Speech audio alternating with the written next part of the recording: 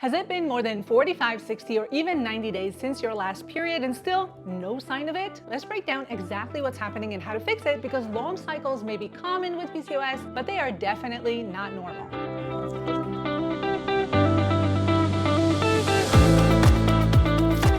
If you've been dealing with irregular cycles that feel unpredictable, this video is going to help you understand what's going on and what to do next in order to finally regulate your periods. And if we haven't met before, hey there, I'm Daphna Chazen, registered dietitian who helps women with PCOS get their period back naturally without medications, extreme diets, or obsessing over food. Now, a normal menstrual cycle is considered to be between 21 and 35 days, with ovulation typically happening around day 14 and your periods arriving around 2 weeks later. But with PCOS, cycles often don't follow that pattern. So you might have cycles that are 40, 50, or even 60 plus day long, or no periods at all. Ovulation may be delayed, irregular, or totally missing. So here's what you really need to know. Yes, the goal is always to get your cycle into that 21 to 35 day range, because that's a sign that your hormones are dialed in. And for sure, if you're going months without a period or your cycles show up completely at random, that's not something to ignore. That tells us your body is likely not ovulating consistently. But if your cycles are always around, say, 42 or 45 days, and we know you're ovulating each time since we confirmed it with a verified method like a rise in your basal body temperature, that may still be okay for you, at least for now. That kind of predictable pattern means that your body has its consistent cycle length, and that's okay, even if it's longer than the normal textbook range. So instead of stressing out about hitting exactly 28 days, let's focus on what matters most. Are you ovulating? Is your cycle following a pattern that you can track? Is your period showing up in a somewhat predictable way? That's really the foundation of a healthy, trackable cycle, even with PCOS. Now that we clarified that, let's talk about the main 3 reasons your cycle may be long. Number 1 is a consistent late ovulation, meaning you're ovulating on day 30 or even 40 every single time. This is actually more promising than you might think. So if your cycle is consistently 40 to 60 days, or for example, you get a period every other month, that means you likely are ovulating just later than what's considered normal. So your hormones are still fully cycling, and that's a win. But here's the downside. Ovulating late can mean that certain hormones like progesterone don't have enough time to do their job, and that can lead to symptoms like mood swings, PMS, and fertility issues. So while consistent late ovulation is better than no ovulation, there's still room for improvement here. The second reason for long cycles is irregular ovulation, meaning random ovulation. Think of ovulation like catching a train. So for most people,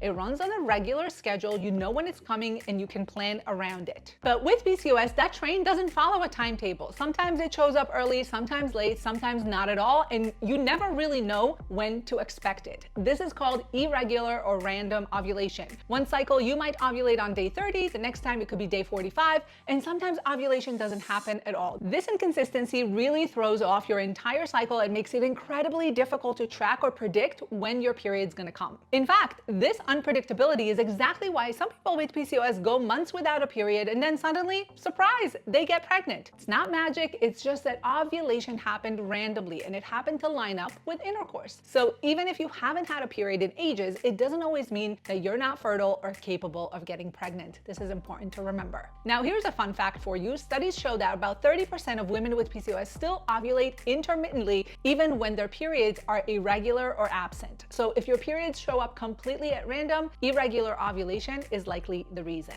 And then the third reason for long cycles is no ovulation at all, also called anovulation. Ovulation is the main event of your cycle. Without it, there is no cycling of the hormones or a true period. That is often the case with PCOS. So some common reasons for not ovulating include insulin resistance, elevated androgens like testosterone, those are male hormones, chronic inflammation, and poor communication between the brain and the ovaries. These imbalances can disrupt the signals needed in order to trigger ovulation. So your body may go through some of the motions, like you may see changes in your cervical fluid, you may even experience some pre-period signs and symptoms like spotting or PMS, but you never actually release an egg. Your ovaries are never ovulating. And of course, this can result in super long cycles or none at all, because no ovulation equals no periods. So if you go 60 plus days regularly, consistently without a real period and have no signs of ovulation, this may be your situation. All right, so now we know the 3 common reasons for long cycles, but the question of course is, what can you do about it. So let's break down some powerful strategies you can start implementing right now to get monthly periods that show up like clockwork. The first thing is to support regular ovulation. Consistent ovulation is the key to a healthy cycle, and it requires balanced blood sugar levels, reducing inflammation, managing stress, and prioritizing specific healthy habits that keep important hormones like insulin, cortisol, and testosterone in check. The next thing you want to do is balance hormones like estrogen and progesterone naturally as much as you can. So your body needs the right mix of these two hormones in order to keep your cycle predictable and consistent. So removing toxins, optimizing your gut health, and eating the right types and amounts of food can help tremendously here to restore the balance of hormones quickly while also reducing PMS, mood swings, and other stubborn PCOS symptoms. The next thing is to lower high androgen levels. High androgens, which are male hormones, can block ovulation. Testosterone is an example of this. So in order to keep androgens under control and reduce them, we need to work on reversing insulin resistance, improving sleep hygiene, changing the way you move your body, and considering supplements like inositol or spearmint tea, because these strategies can naturally support androgen balance. And last but not least, you want to be patient and consistent. Hormone health takes time, and your body responds best